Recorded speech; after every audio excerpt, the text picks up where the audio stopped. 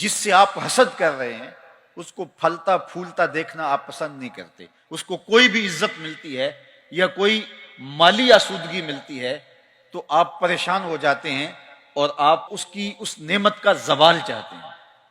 اور پھر ایسا وقت آتا ہے کہ وہ نفرت اتنی بڑھ جاتی ہے کہ جو آپ کے اندر انتقام کی آگ کو اس قدر بھڑکا دیتی ہے کہ آپ ہر لمحہ اس کو نقصان پہنچانے کے منصوبے تراشتے رہتے ہیں. تو اس لیے اپنے دل کو، اپنے سینے کو کینے سے محفوظ رکھنا چاہیے، اور اس کا طریقہ یہ ہے کہ معاف کر دیا جائے، اس کے لیے دعا کی جائے، اور اپنے دل میں اس کے لیے اس طرح کا کوئی منصوبہ آنے بھی پائے تو اس کی نفی کی جائے. حسد کو پرورش نہ پانے دیا جائے. بے کینہ سینہ یہ مومن کی زندگی کا جمال ہے، جس سے آپ بدلہ لینے کی طاقت نہیں رکھتے. اس کو نقصان پہنچانے کے لیے دن رات کوشاں رہے، منصوبہ سازی چلتی رہے، اور اس کو اذیت دینے کے درپے رہیں تو یہ کینہ ہوتا ہے. تو اپنے سینے کو بے کینہ کرنے کی کوشش کیجیے، اور اس کا طریق یہ ہے کہ معاف کر دیجیے. ایسے لوگ بھی ہوتے ہیں برادری میں، خاندان میں، اعزاء و اقربا میں، آپ کے کاروباری دوستوں میں، کہ جن کی شر سے بچنا بڑا مشکل ہوتا ہے، اور آپ ایک فاصلے سے رہنا چاہتے ہیں. وہ ایک امر آخر ہے، وہ کینے کے زمرے میں نہیں آتا. یا کسی نے آپ کو کوئی ایسی اذیت دی کہ جب وہ سامنے آتا ہے تو آپ کو اذیت بھرے لمحے یاد آ جاتے ہیں.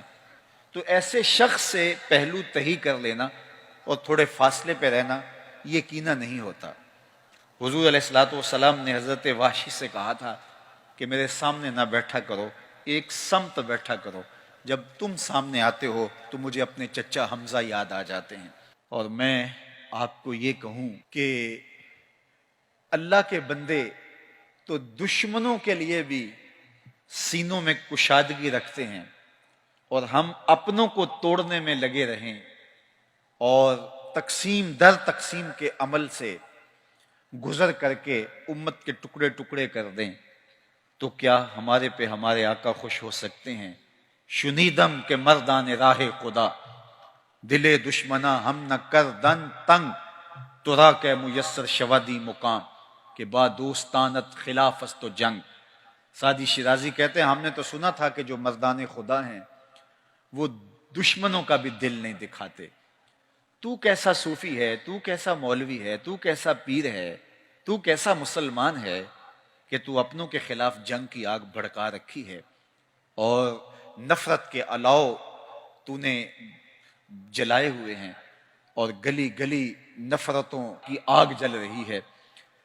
تو اس امت کو میرے اور آپ کے آقا و مولا نے درس دیتے ہوئے کہا کہ مشاہن جو کینہ توز ہو، جس کا سینہ گدلا ہو، میلا ہو، تو ایسی بابرکت رحمتوں سے وہ شخص محروم رہتا ہے. اس لیے اپنے اندر کشادگی پیدا کریں.